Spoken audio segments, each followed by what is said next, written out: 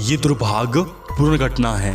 एक बार फैजाबाद जिले के गौरा घाट स्टेशन पर एक दुर्गेश नाम का ऑटो ड्राइवर अपनी ऑटो लेकर खड़ा रहता था। जो भी सवारी आते उसे वो बैठा कर उसके घर छोड़ता था। उसका अच्छा खासा पैसा कमता था। एक दिन की बात है, उस दिन जोर जोर से बारिश हो रही थी और रह रहकर बिजली भी चमक रही थी। रात के समय साफ साफ कुछ दिखाई नहीं दे रहा था। वह वापस अपने घर को आने को सोचा। वह सोच ही रहा था, उसे याद आया कि 1 घंटे बाद पैसेंजर ट्रेन आने वाली है। वह फिर से वहीं पर रुक गया। इतने में घना कोहरा, घना अंधेरा छा गया। अंधेरा इतना था कि एक हाथ को दूसरा हाथ दिखाई नहीं दे रहा था। इतने में रेल आ गई और बिजली रह रहकर चमक रही थी। तभी रेल में से एक सुंदर सी लड़की बाहर निकली। उसकी उम्र 20-22 साल रही होगी। उसके कंधे पर बैग, हाथों में सूटकेस था। मानव शहर से कोई परी आ रही हो। और वह सीधे मेरी तरफ आ रुकी।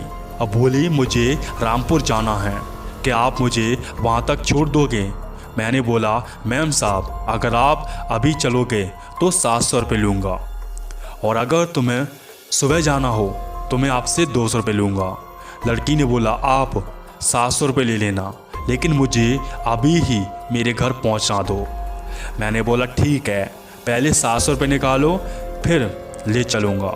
मैम साहब ने बोला, अभी तो मेरे पास सब 300 रुपये है, मैं आपको बस 300 रुपये दे सकती हूँ, इसलिए इसे ले लो और अपने घर पहुँचा दो। घर पहुँचने के बाद 400 रुपये दे दूँगी, ये कह के मैंने बोला, ठीक है। मैं मैम साहब को उनके घर ले गया और बोला कि आप जाओ और पैसा लेकर आओ। मैम साहब अंदर चली गई। आधा घंटा हो गया, वह अंदर से बाहर नहीं निकली। मैंने सोचा, चलो मैं ही अंदर जाकर पैसा मांग लेता हूँ।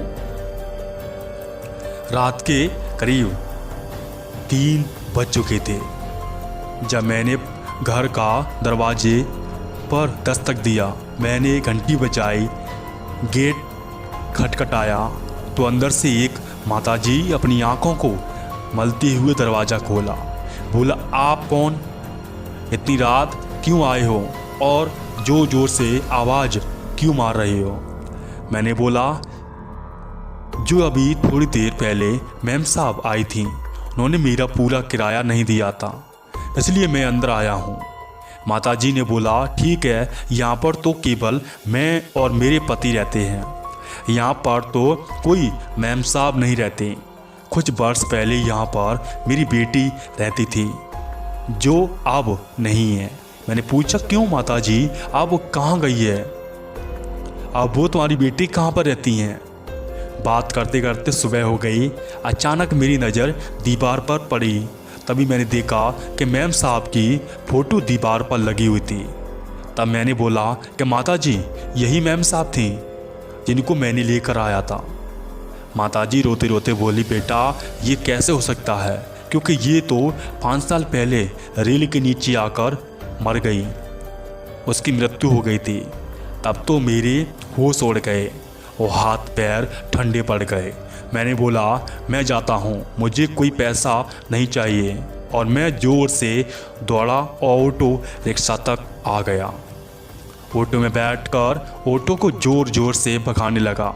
तभी मेरी नज़र पीछे वाली सीट पर पड़ी। मैंने देखा कि 400 रुपये पड़े थे। मैंने पैसे लेकर मंदिर में चढ़ा दिया और भगवान से प्रार्थना करने लगा कि मैम साहब की आत्मा को शांति मिले। और तभी से ही मैंने रात को ऑटो चलाना बंद कर दिया। मेरी किस्मत बहुत अच्छी थी क्योंकि मैं आज बच गया। वैसे ही हमें गलती नहीं करनी चाहिए, पर गलती हो जाती है। वैसे ही वीडियो देखते रहिए, ऐसे ही आगे बढ़ते रहिए, ऐसी ही कहानी सुनते रहिए। अच्छी अच्छी कहानी हम अपलोड करते रहती हैं। आपके मन में भी, आपके पास में कोई कहानी है तो हमें शेयर कीजिए। हम उसकी वीडियो बनाएंगे और उस पर अपलोड करेंगे। और चैनल ज़रूर सब्सक्राइब कीजिए ताकि आपको नई नई अपडेट्स मिलती रहे।